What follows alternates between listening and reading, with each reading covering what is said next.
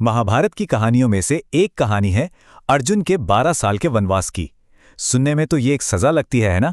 पर असल में ये एक ऐसा सफर था जिसने अर्जुन को पूरी तरह से बदल कर रख दिया। ये कहानी सिर्फ सजा की नहीं है, बल्कि ये है कर्तव्य के लिए चुकाई गई एक बहुत बड़ी कीमत की। तो सोचिए, ज्यादा जरूरी क्या हो सकता है? एक वादा जो पूरी गंभीरता से किया गया हो, या फिर एक ऐसा कर्तव्य जिसे निभाना हमारा धर्म हो? ये सवाल ही इस पूरी कहानी की जड़ है और अर्जुन की जिंदगी इसी एक दुविधा के आसपास घूमती है। तो चलिए कहानी की शुरुआत में चलते हैं। सब कुछ शुरू हुआ एक ऐसी प्रतिज्ञा से जिसे तोड़ा नहीं जा सकता था। देखिए, पांचों पांडव भाइयों ने मिलकर एक बहुत ही जरूरी नियम बनाया था। और ये नियम क्यों बनाया? ताकि उनके बीच कभी कोई झगड़ा ना हो, कोई मनमुटाव ना हो और उनकी एकता हमेशा बनी रहे। अब ये नियम था क्या? असल में ये सुझाव देवर्षि नारद का था। तय यह हुआ कि द्रौपदी एक तय समय के लिए किसी एक ही भाई के साथ एकांत में रहेंगी, और अगर उस दौरान कोई दूसरा भाई उनके निजी स्थान में आ गया तो सजा बहुत बहुत सख्त थी। उसे सीधा वनवास जाना पड़ता था। और ये वनवास कोई एक दो दिन का नहीं था, पूरे 12 साल का वनवास। और सिर्फ इतना ही नहीं, इन 12 सालों में ब्रह्मचर्य का पालन भी करना था। तो जरा सोचिए, ये कोई मामूली बात नहीं थी। इस समझौते को कितनी गंभीरता से लिया गया होगा। और फिर कहानी में आता है एक जबरदस्त मोड़, एक ऐसा पल जो एक क्षत्रिय की सबसे बड़ी दुविधा को सामने लाता है। ये वो लम्हा था जब अर्जुन का अपना वादा, उनका अपना वचन, उनके एक बहुत बड़े कर्तव्य से जा टकराया। हुआ ये कि एक दिन एक बेचारा ब्राह्मण भागा भागा इंद्रप्रस्थ पहुंचा। वो बहुत परेशान था। चोर उसकी सारी गायें चुरा कर ले गए थे। अब उसे उम्मीद किससे थी? अपने रक्षकों से, यानी पांडव राजकुमारों से। ये एक नागरिक की मदद की पुकार थी जिसे अनसुना नहीं किया जा सकता था। लेकिन यहीं पर एक बहुत बड़ी मुश्किल खड़ी हो गई। अर्जुन को उस ब्राह्मण की मदद के लिए अपने हथियार चाहिए थे। उनका गांडीव धनुष, उनके बाण, और वो सब रखे थे ठीक उसी कमरे में जहां उस वक्त युधिष्ठिर और द्रौपदी एकांत में थे। जी हां, वही कमरा जिसमें जाना मतलब नियम तोड़ना था। तो अब अर्जुन फंस गए एक बहुत बड़े धर्म संकट में। उनके सामने दो रास्ते थे। एक तरफ अपना वचन निभाते और कमरे में नहीं जाते, इससे वो 12 साल के वनवास से बच जाते। और दूसरी तरफ एक क्षत्रिय होने का धर्म निभाते, उस ब्राह्मण की रक्षा करते। ये चुनना वाकई बहुत मुश्किल था। और अर्जुन ने फैसला कर लिया। उन्होंने अपने क्षत्रिय धर्म को ऊपर रखा। वो कमरे में गए, अपने हथियार उठाए और उस ब्राह्मण की गायें वापस ले आए।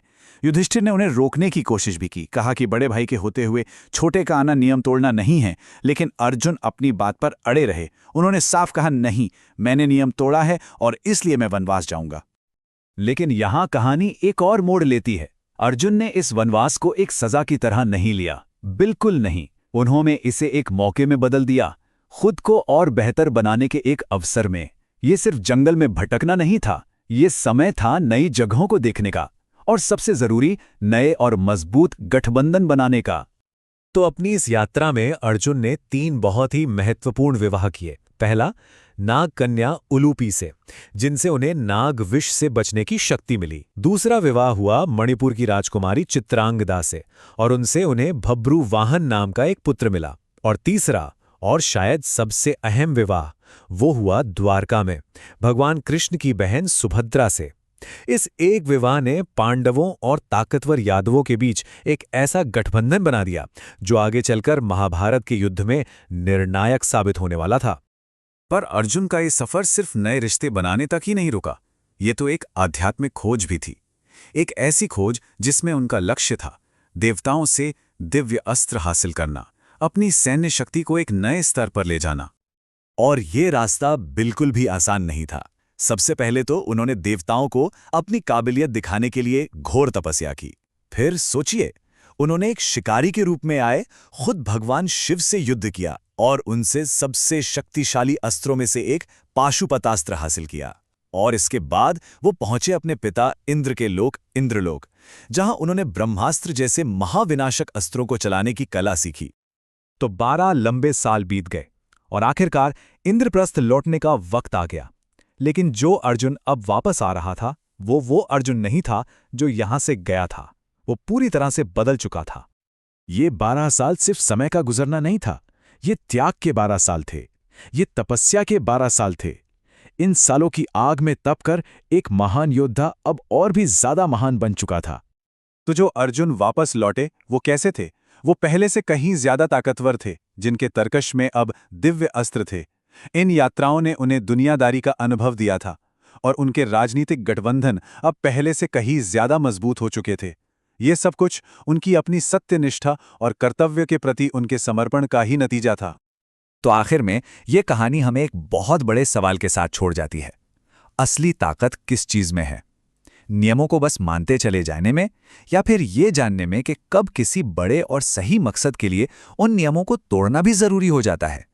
ये एक ऐसा सवाल है जिस पर हम सबको सोचना चाहिए।